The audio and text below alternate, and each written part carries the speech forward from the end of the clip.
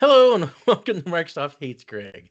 My name is Greg Deckler, and today we're going to be talking about how Microsoft just killed off the auto-generated semantic models in Fabric. And so initially I was pretty dismissive about this, right? I was just like, those things are the worst anyway, right? But the more I got to thinking about this, and the more I thought about it, it was like this is kind of a stunning admission of just abject failure on the part of Microsoft. Um, and so we'll get into that and why I think that. But yeah, so this is the actual article, and they're talking about lose auto-generated semantic models. It's appeared in InfoWorld, right? And they got the set analytics works. Anyway, they're killing them off, right? And they try to kind of like, oh, it's for accountability reasons, and they all these weird reasons, right? And they're like, oh, Google's Looker does this, and AWS does this thing.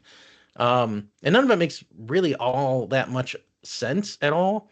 But yeah, so it's no longer going to include like manage default semantic model or automatically update semantic model or new report, right? They'll have to, instead, users are going to have to go and manage and create semantic models through a new entry point under the home tab.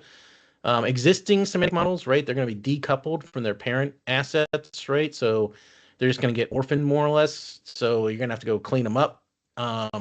So yeah, so all these auto-generated things that got created when you create a lake house or a data warehouse, right? They're all useless, right? So they were always useless.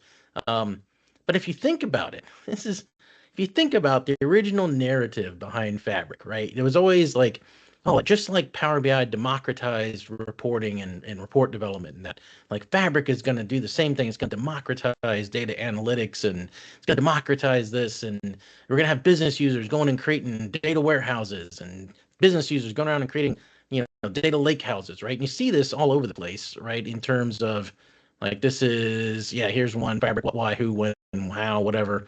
And you see the word, democratize the creation of interactive reports, democratize analytics, right? Fabric's gonna democratize and here's another example where it's like, oh yeah, it's like by this guy.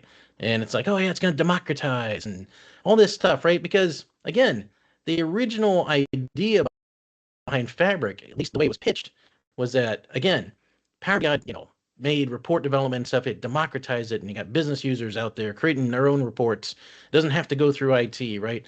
And the Fabric's going to do the same thing for data engineering, right? You can have business users, right? Writing Python notebooks and stupid stuff like that. And then like the concept was we'll make it so easy to create data warehouse or data lake house, and then you get the semantic model, automatically. See, business users, it's this easy. This is how easy it is.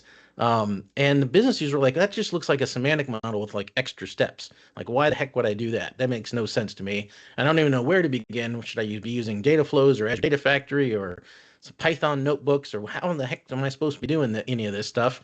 Right. And the businesses are like, forget that. And they just went on their merry way and kept on with the Power BI and all of that, right? And the data engineers, it was too dumbed down for them. They're like, we'll create this data warehouse and all this other stuff, but this semantic model that you're automatically generating is dumb, and I'm going to create my own because I'm a data engineer and I want control of it, right? So, and I've been arguing this entire time, right? The 2.5, 3 years, I've been like the lone voice in the wilderness that's been like, this is stupid, right? There's no reason for these two products to be meshed together like they are, right? The business users are perfectly happy with Power BI, and this Fabric stuff's and it's too dumbed down for the data engineers, right? It's just that uncanny valley I've talked about.